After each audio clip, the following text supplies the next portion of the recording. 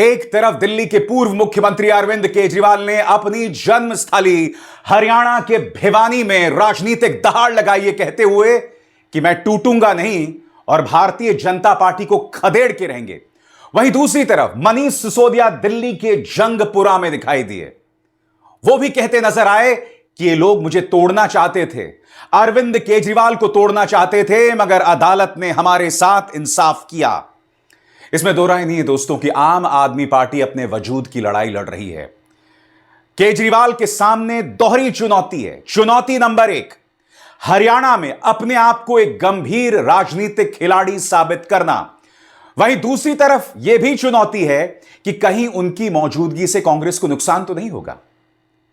कल वो अपनी जन्मस्थली पहुंचे और आप देख सकते हैं कि उनका उत्साह जो है वो 7वें आसमान पर था, क्योंकि जन्मस्थली में थे और उन्होंने कहा कि मैं हरियाणा का छोरा हूं, टूटने का तो सवाल ही नहीं पैदा होता। सीधी चुनौती प्रधानमंत्री नरेंद्र मोदी और भारतीय जनता पार्टी के लिए। सुनिए उन्होंने क्या कहा ठेठ हरियाणवी अंदाज में।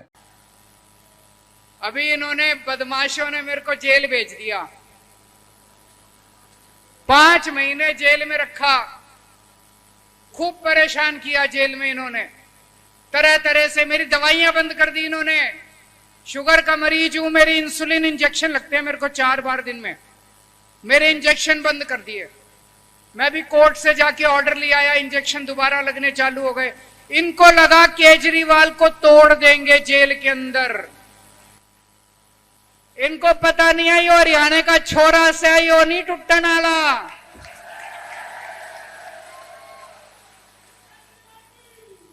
केजरीवाल को कोई दुनिया की ताकत नहीं तोड़ सकती, किसी को भी तोड़ सकते हो, हरियाणा वाले को नहीं तोड़ सकते। केजरीवाल ने यह भी कहा कि हर गांव में भारतीय जनता पार्टी के नेताओं को भागना पड़ रहा है, खुद गांव वाले उन्हें खदेड़ रहे हैं। और जाहिर सी बात है दोस्तों, उनका इशारा आदमपुर में कुलदीप बिश्नोई और भव्य बिश्नोई पर है, उनका इशारा अनिल विज को लेकर है जो कि पूर्व गृह मंत्री हैं, उनका इशारा अंबाला की उस सीट में जहां पर एक जमाने में नवाब सैनी चुनाव जीते थे और वहां पर भारतीय जनता पार्टी के नेता को किस तरह से भागना पड़ रहा है, पुलिस को सुरक्षा देनी पड़ रही थी। केजरीवाल का इशारा उस तरफ है। सुनिए उन्होंने क्या कहा। अब एक चीज है, यहां पे भिवानी में टक्कर सीधे सीधे बीजेपी और आम आदमी पार्टी के बीच में है कि नहीं है? मैं पूरे हरियाणा में घूम रहा हूं, पूरे हरियाणा में बीजेपी को इतनी गालियां दे रहे हैं लोग, इतनी गालियां दे रहे हैं लोग, अपने गांव में नहीं घुसने दे रहे, अपने मोहल्ले में गली में नहीं घुसने दे रहे। तो मैं भिवानी वालों से पूछना चाहता हूं, जब पूरा हरियाणा बीजेपी को भगा रहा है, आप बीजेपी को वोट दोगे क्या? भिवानी हरियाणा से अलग तो नहीं है। पूरे हरियाणा के अंदर जनता ने मन बना लिया, इस बार बीजेपी को भगाना है। दोस्तों, इन चुनावों में आखिरी कुछ दिनों में जब ऐसा लग रहा था कि भारतीय जनता पार्टी वापसी कर रही है, अचानक कंगना रनावत का बयान आता है जिसमें वो कह देती हैं कि 3 कृषि कानून जिसके संघर्ष के खिलाफ 700 किसानों ने अपनी जान गंवा दी थी, उन 3 कृषि कानूनों को दोबारा बहाल होना चाहिए। न सिर्फ कंगना का बयान, याद कीजिएगा मनोहर लाल खट्टर का बयान, जिसमें मनोहर लाल खट्टर ने कहा था कि जो आंदोलन कर रहे हैं किसान, वो किसान नहीं है, वो नकली किसान है। और फिर आपको याद है उनकी एक सभा में एक युवा आता है और वो कहता है कि बेशक राज्य में बीजेपी जीत जाए मगर इस सीट में बीजेपी को नहीं जीतने देंगे। तब मनोहर लाल खट्टर किस कदर उनके साथ बदतमीजी करते हैं, कहते हैं भगाओ इसको यहां। अरविंद केजरीवाल इन तमाम चीजों पर भी निशाना साध रहे हैं दोस्तों।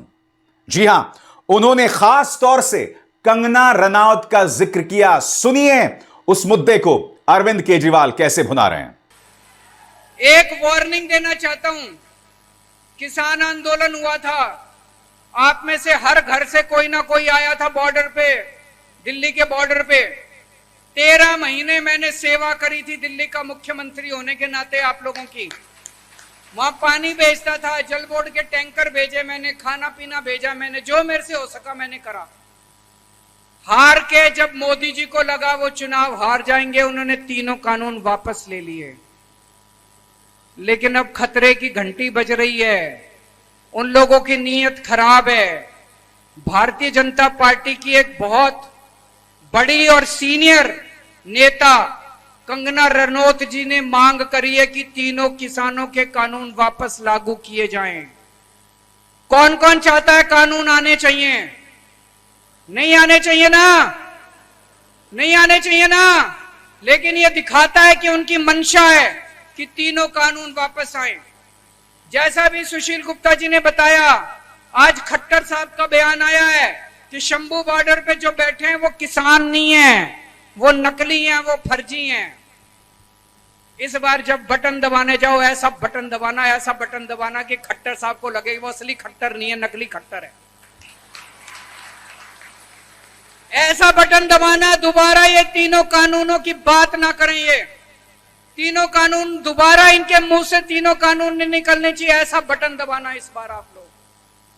अरविंद केजरीवाल को इस बात का आभास था कि वो हाल ही में बेल पर छूटे, मगर वो अपने दर्शकों को यह भी समझा रहे थे कि मुझे न सिर्फ सीबीआई बल्कि ईडी के केस में भी बेल मिल गई है, जहां बेल नामुमकिन होती है।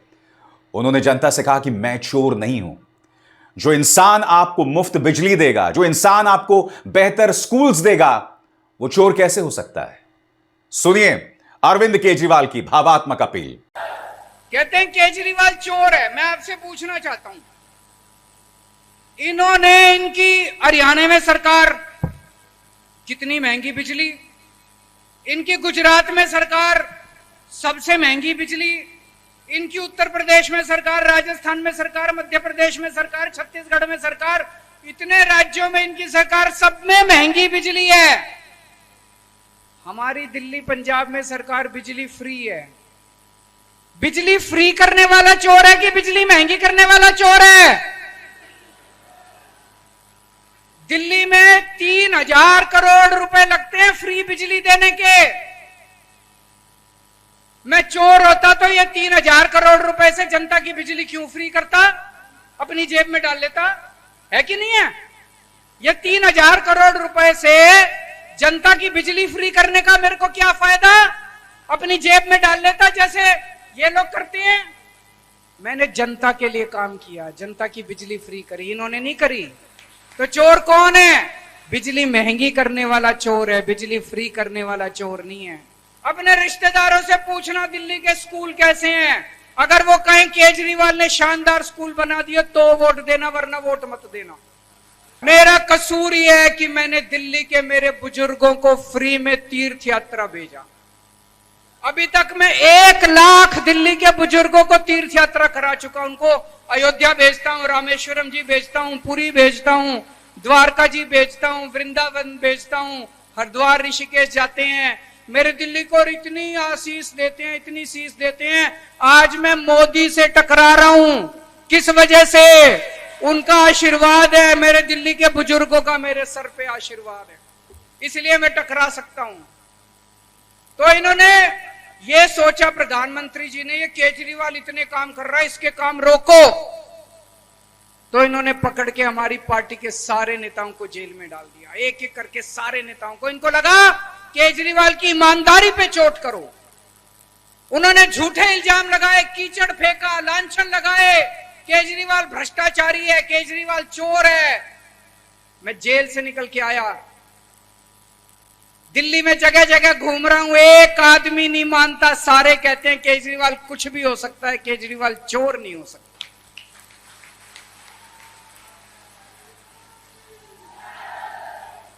मैं जेल से निकल के आया, जेल से निकलते ही मैंने अपना इस्तीफा दे दिया। मैंने कहा दिल्ली की जनता तय करेगी कि केजरीवाल चोर है कि ईमानदार है। मैं सत्ता के लिए नहीं आया। आज के जमाने में कोई चपरासी अपनी नौकरी नहीं छोड़ता। मैंने कि सीएम की कुर्सी को लात मार के आया हूं। मैं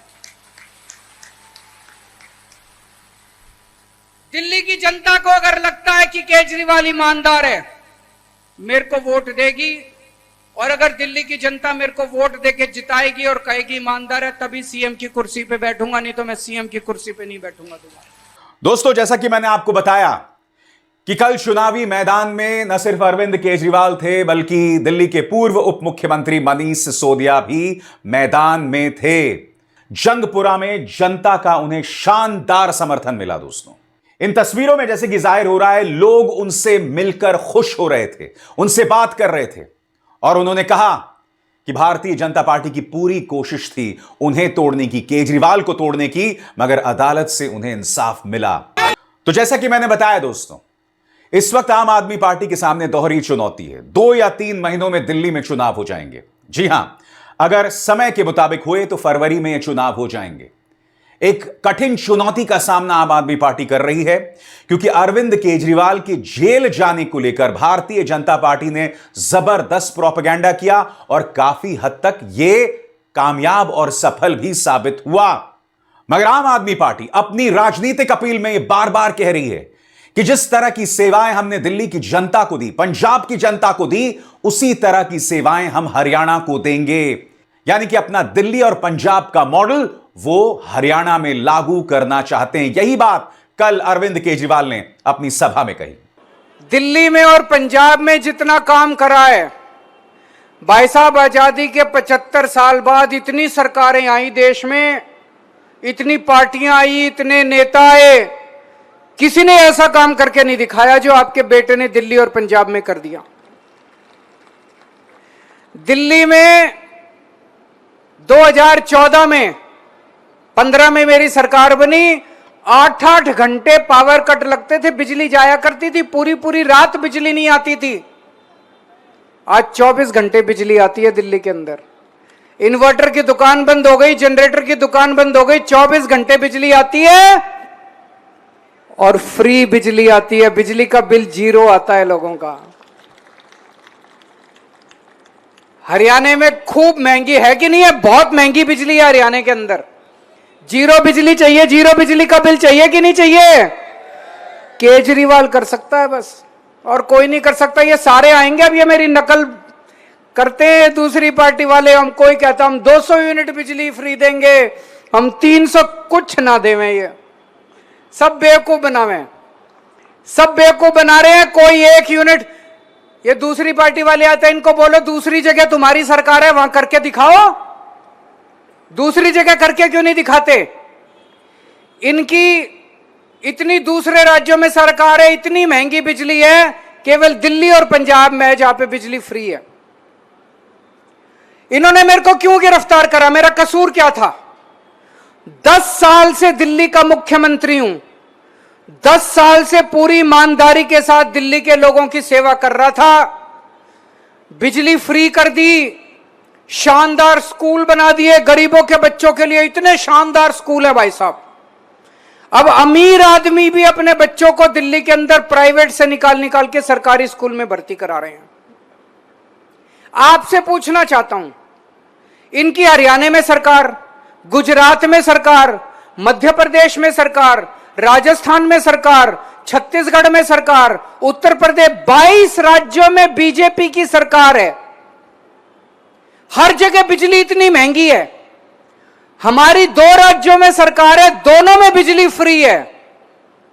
इस मौके पर अरविंद केजरीवाल ने हरियाणा की जनता के लिए 5 गारंटियों का भी ऐलान किया दोस्तों। और वो 5 गारंटियां कौन कौन सी हैं, एक एक करके आपके स्क्रीन पर। सभी को मिलेगी 24 घंटे मुफ्त बिजली, पुराने बकाया बिल होंगे माफ। हरियाणा में शानदार मोहल्ला क्लिनिक और सरकारी अस्पताल बनवाए जाएंगे जहां होगा मुफ्त इलाज। बच्चों की शिक्षा के लिए बनाए जाएंगे शानदार सरकारी स्कूल। सभी माताओं बहनों को हर महीने दिए जाएंगे 1000 रुपए। बेरोजगार युवाओं को दिए जाएंगे रोजगार। रोजगार पर आम आदमी पार्टी खास तौर से जोर दे रही है दोस्तों, क्योंकि वो जानती है कि रोजगार एक ऐसा मुद्दा है जो कि भारतीय जनता पार्टी की कमजोर नब्ज है। यही वजह भी है कि राहुल गांधी जब भी अपनी सभाओं को संबोधित कर रहे हैं, और आज हरियाणा में उनकी कई सभाएं हैं दोस्तों, राहुल गांधी भी बार बार यही बात कह रहे हैं कि आपको तो बीजेपी रोजगार नहीं दे पाई, उल्टा उन्होंने सारी सुविधाएं अपने परम मित्र औद्योगिक संस्थानों के प्रमुख उद्योगपतियों को दे दिए। और जाहिर सी बात है, यहां पर राहुल गांधी का निशाना अडानी और मुकेश अंबानी पर था। तो रोजगार यह कमजोर नब्ज साफ तौर पर बीजेपी की दिखाई दे रही है। मगर वो सवाल अब भी बना हुआ है दोस्तों, केजरीवाल फैक्टर, इसका फायदा किसको है? क्योंकि आम आदमी पार्टी और कांग्रेस के बीच में सहयोग नहीं बन पाया। भूपेंद्र सिंह हुड्डा उसके सख्त खिलाफ थे। दूसरी तरफ कांग्रेस के अंदर भी एक तरह से कहा जा सकता है 2-3 फैक्शंस हैं। एक तरफ भूपेंद्र हुड्डा, दूसरी तरफ कुमारी शैलजा, उसके अलावा रणदीप सुरजेवाला भी अपनी दावेदारी पेश करते रहते हैं। तो एक तरह से कहा जा सकता है कि कांग्रेस भी अपने आप में विभाजित है, अंदर से काफी हद तक विभाजित है। हालांकि कुमारी शैलजा कहती रहती हैं कि मेरे खून में कांग्रेस बसा हुआ है, मगर आप भी जानते हैं दोस्तों, इतिहास में बहुत बड़े बड़े दावे कई नेताओं ने किए हैं। तो बड़ा प्रश्न, क्या केजरीवाल की मौजूदगी से कांग्रेस को नुकसान होगा? क्या कांग्रेस के अंदर जो भीतर घात है उसका भाजपा को फायदा होगा?